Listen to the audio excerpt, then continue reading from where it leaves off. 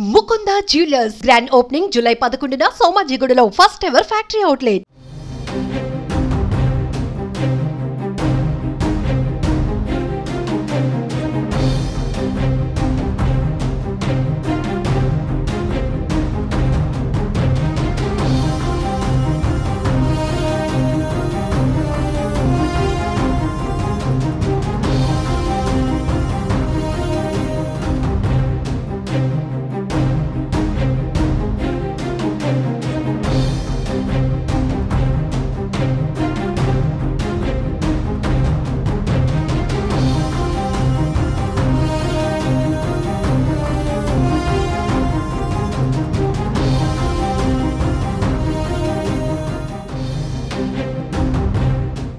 ఏపీలో అధికారం చేపట్టిన కూటమి ప్రభుత్వం ఎన్నికల హామీలు అమలు దిశగా అడుగులు వేస్తోంది.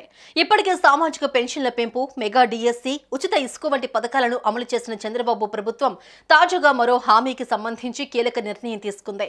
తల్లికి వందనం పథకానికి సంబంధించి కీలక ఆదేశాలు జారీ చేశారు. అలాగే విద్యార్థులకు అందజేసే స్టూడెంట్ కిట్ను సంబంధించి కూడా క్లారిటీ ఇచ్చారు. ఏపీలో 1వ తరగతి నుంచి ఇంటర్మీడియట్ వరకు చదివే విద్యార్థుల తల్లికి వందనం, స్టూడెంట్ కిట్ ప్రయోజనాలు పొందడానికి ఆధార్ కార్డు కలిగి ఉండాలని, ఒకవేళ లేకపోతే నమోదు కోసం దరఖాస్తు చేసుకోవాలని ప్రభుత్వం సూచించింది. ఆధార్ వచ్చే వరకు 10 రకాల పత్రాలను పరిగణనలోకి తీసుకుంటామని వెల్లడించింది.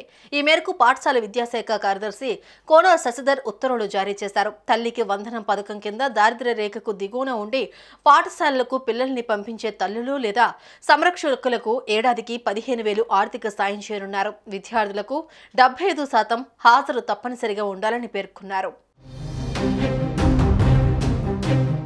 ఇక స్టూడెంట్ కిట్ కింద ప్రభుత్వ ఎయిడెడ్ బడుల్లో చదివే విద్యార్థులకు బ్యాగ్, 3 జతల ఏకరూప దుస్తులు, బెల్టు, జత బూట్లు, 2 జతల సాక్సులు, పాఠ్య పుస్తకాలు, నోట్బుక్స్, వర్క్ బుక్లు, అలాగే ఆంగ్ల నిఘంటువు ఇస్తున్నారు.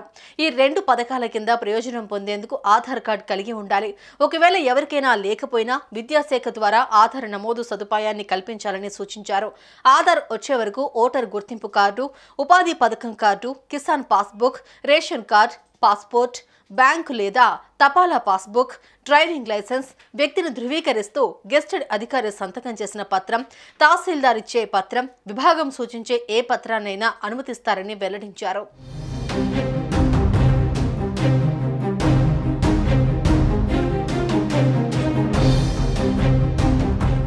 సుమన్ టీవీలో మీ పర్సనల్ అండ్ బిజినెస్ ప్రమోషన్స్ కోసం కింది నెంబర్కి కాంటాక్ట్ చేయండి.